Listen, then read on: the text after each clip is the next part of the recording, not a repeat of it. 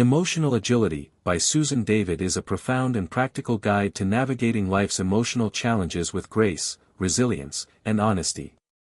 At its heart, the book explores the idea that our success and happiness don't come from avoiding difficult emotions, but from embracing and managing them effectively.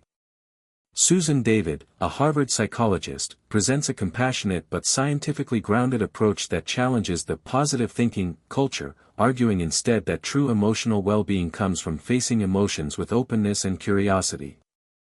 The book begins by explaining what emotional agility is. David describes it as the ability to be flexible with our thoughts and feelings, face them courageously, and still take values-driven action.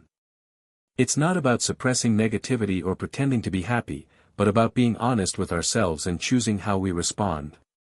She explains that people often become hooked by their emotions, caught in patterns of denial, blame, or rigid thinking.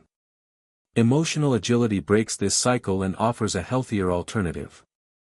David walks readers through the concept of getting hooked, which is when we over-identify with our thoughts or emotions and let them control us. This can manifest in everyday moments, like holding on to anger during a commute or avoiding difficult conversations at work. When we become fused with our internal narratives, they dictate our behaviors, often in ways that don't serve us. Recognizing these moments is the first step toward becoming emotionally agile. To help readers become unstuck, David outlines a 4-step process: showing up, stepping out, walking your why, and moving on. Showing up means facing your emotions without judgment or denial. Rather than trying to suppress sadness, for example, emotional agility asks you to observe and accept it. It might be uncomfortable, but acknowledging your inner world is essential to self-awareness and growth. Stepping out refers to creating space between you and your emotions, so you're no longer controlled by them. This involves mindfulness, being present without being overwhelmed. David explains that we often treat our thoughts as facts, but they are not. They're stories we tell ourselves. Once we see them as such, we gain the power to choose our response rather than reacting automatically. Walking your why is about identifying your core values and using them as a compass. This is where emotional agility differs from simply being emotionally intelligent. It's not just about knowing how you feel, it's about using that awareness to make choices aligned with what truly matters to you. Living by your values, even in the face of emotional discomfort, builds authenticity and purpose. The final step, moving on, involves small, deliberate actions. David stresses that change doesn't require massive overhauls. Tiny shifts, repeated over time, create meaningful transformation. She calls these tiny tweaks simple decisions that reflect your values and support emotional well-being. Whether it's choosing to speak up in a meeting or saying no to an unhelpful habit, these micro-movements have power. Throughout the book, David draws on personal stories, client experiences, and research studies to illustrate her points.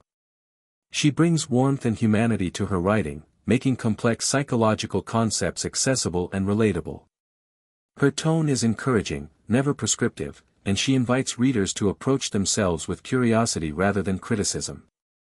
One key idea she emphasizes is that discomfort is not a sign of failure, it's a sign of growth. Difficult emotions are part of the human experience. By embracing them, we build resilience. Rather than trying to avoid pain, we learn to work with it. Emotional agility allows us to bend, not break, in the face of adversity. David also addresses the importance of emotional agility in relationships and the workplace. She shows how emotionally agile people are better leaders, collaborators, and partners. They communicate more openly, handle stress better, and are more creative. Organizations that foster psychological safety and emotional openness tend to be more innovative and resilient. Importantly, David challenges the idea that there's a right way to feel. Emotions are not good or bad, they're data. They give us information about our needs, values, and boundaries. Instead of judging emotions or trying to control them, emotional agility invites us to listen and learn from them.